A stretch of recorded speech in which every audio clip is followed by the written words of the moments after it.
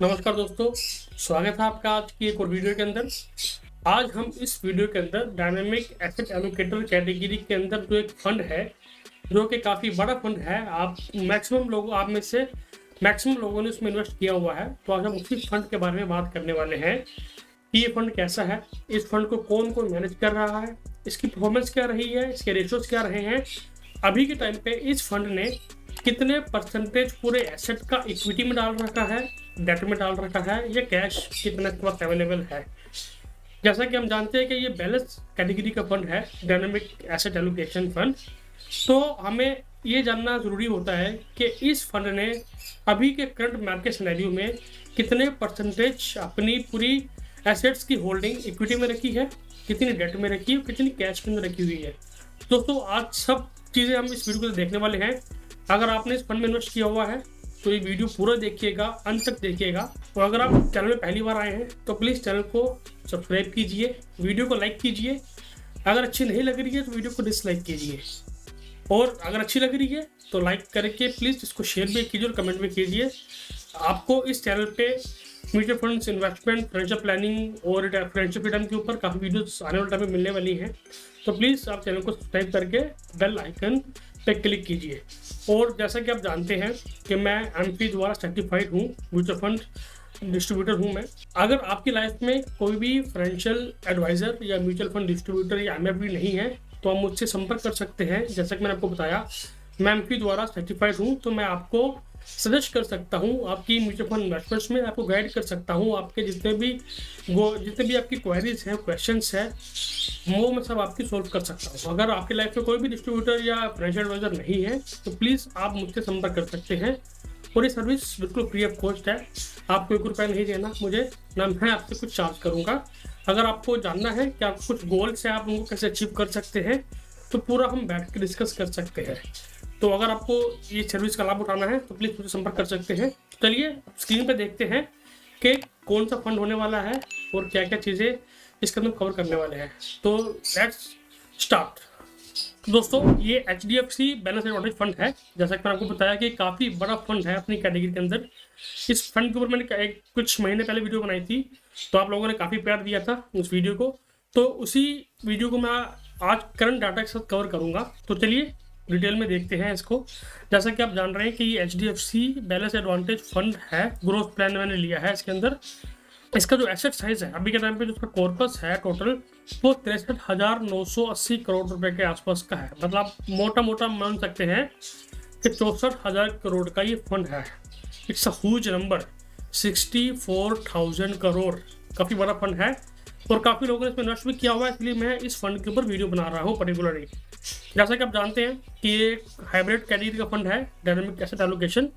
Benchmark इसका जो है, जिससे हम इसको कंपेयर करेंगे, वो Nifty 50 hybrid composite debt 50-50 index, इसके साथ इसका ट्रैकिंग होती है। तो यहाँ पे आप देख सकते हैं फंड मैनेजर्स। तो यहाँ पे देखिए बहुत सारे फंड मैनेजर्स फंड को मैनेज कर रहे हैं। ये अनिल जी हैं, गोपाल अग्रवाल जी है, अरुण अग्रवाल, श्रीनिवासन, निर्माण, ध्रुव। आप देखो ऑलमोस्ट 6 फंड मैनेजर इस फंड को स्पेशली मैनेज कर रहे हैं, क्योंकि काफ़ी बड़ा फंड है। अभी के टाइम पे इसका जो NAV चल रहा है, ये डाटा थोड़ा पुराना है, जो मेरे पास फैक्टशीट है थोड़ी पुरानी है, 10 दिन पुरानी। तो हम लेकिन ले लेते हैं। आज के टाइम पे जो भी होगा आप गूगल से देख सकते हैं या आपकी ऐप से आपको पता लग जाएगा कि आज के टाइम पे इसका NAV क्या है। लेकिन उस टाइम पे इसका NAV 414 रुपये 96 पैसे के आसपास का इसका NAV था, जब मैंने ये फैक्टशीट निकाली थी। कब की निकाली थी?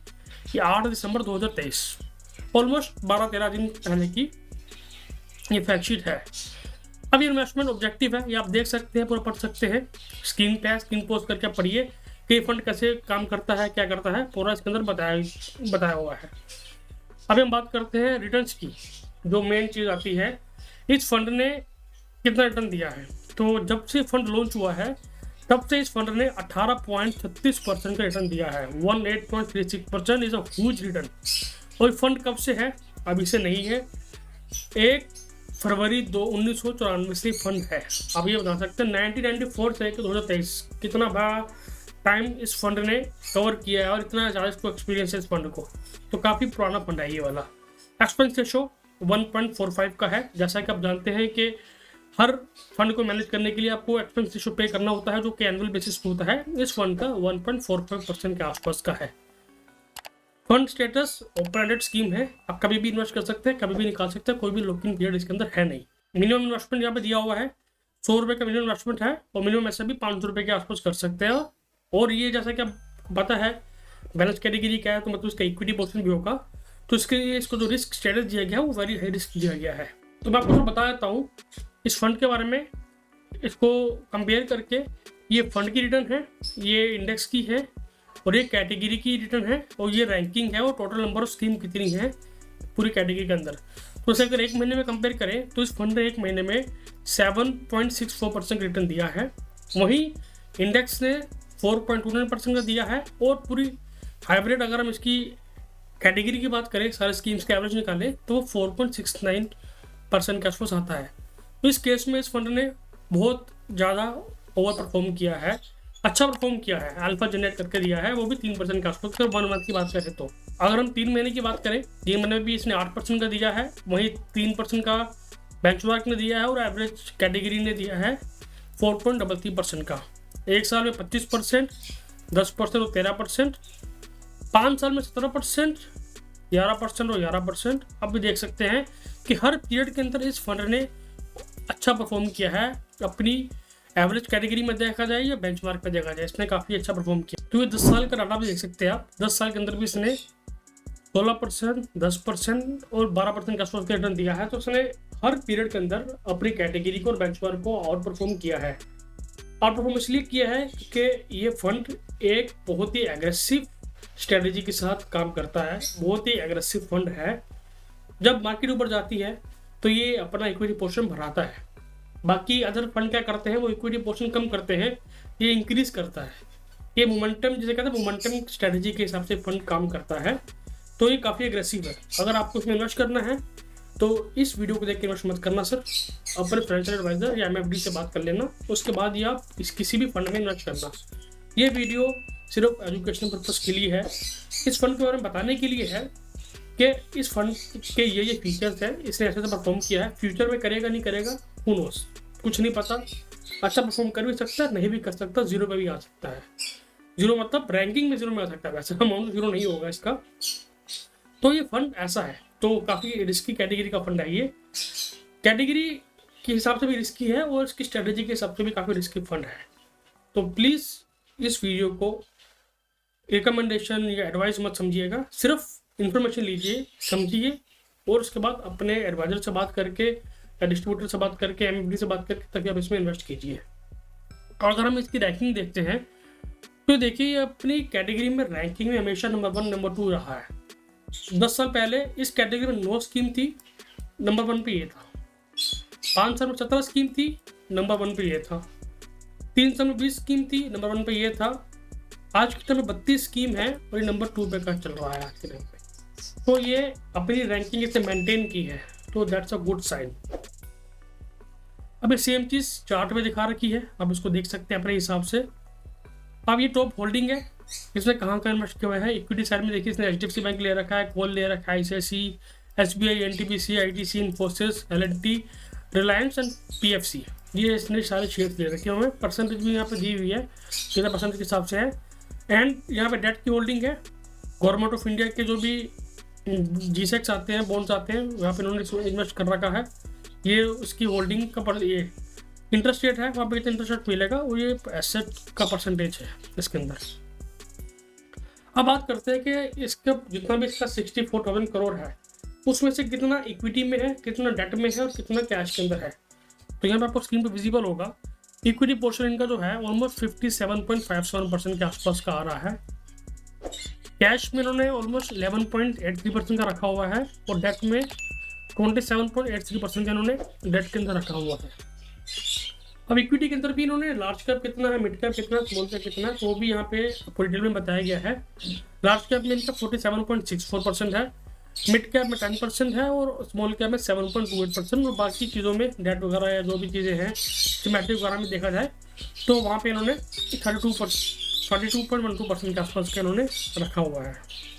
बताया गया कि अगर आपने 10,000 रुपये इन्वेस्टमेंट किया होता, ये पीरियड दिया गया है, तो आपका कैसे कैसे क्या क्या पैसा बना होता इसके अंदर।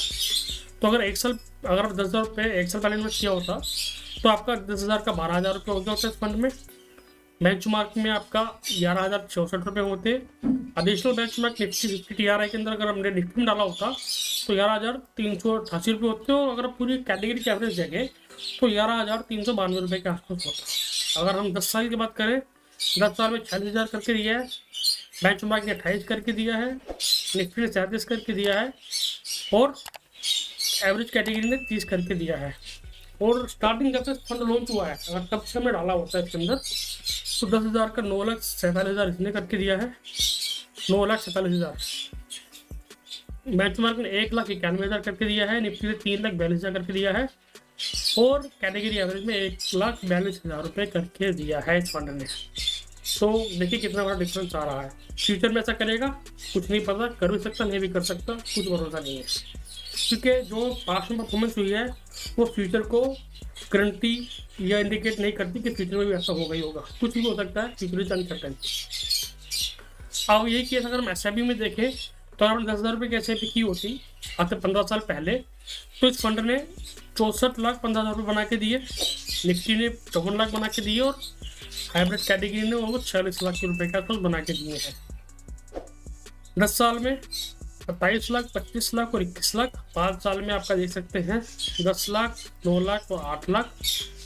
और 3 साल में 5 लाख, 4,45,000 और 4,47,000 रुपये के आसपास बना के दिया है। इसको मीटर के हिसाब से वेरी हाई रिस्क कैटेगरी के अंदर आता है। जैसा कि मैंने आपको बताया कि ये रिस्की कैटेगरी का फंड है। कैटेगरी मतलब इसकी जो स्ट्रेटजी है वो काफ़ी रिस्की है, काफ़ी एग्रेसिव तरह चलता है ये। अगर हम बाकी फंड की बात करें जैसे ICICI वगैरह है तो ज़्यादा एग्रेसिव नहीं है, वो स्टडी शाम चलते हैं। जैसे मार्केट ऊपर जाती है तो अपना इक्विटी पोर्शन कम करते रहते हैं, ये भाई साहब बढ़ाते हैं। मार्केट जा रही है, ठीक है, मोमेंटम आया, मोमेंटम में और पैसा डालो, और पैसा डालो, फिर मोमेंटम का मजा लेते हैं ये लोग। तो आई होप कि आपको इस फंड के बारे में डिटेल्स जानकारी मिल गई होगी। अगर आपको इसके अलावा भी कुछ पूछना है या कुछ जानना है, जैसा मैंने आपको बताया, क्या मुझसे बात कर सकते हैं। नंबर स्क्रीन पे दिख रहा होगा आपको, स्क्रीन पे नंबर देख के आप मुझसे बात कर सकते हैं। अपना इन्वेस्टमेंट भी आप चाहें तो मेरे साथ स्टार्ट कर सकते हैं। तो अगर आपको वीडियो अच्छी लगी हो तो इस वीडियो को लाइक कीजिएगा, वीडियो को शेयर कीजिएगा, एंड कमेंट करके बताइएगा कि अगर वीडियो में जो अच्छा नहीं लगा उसको हम कैसे इंप्रूव कर सकते हैं। तो चलो मैं मिलता हूँ आपसे अगली वीडियो में, तब तक के लिए गुड बाय, टेक केयर।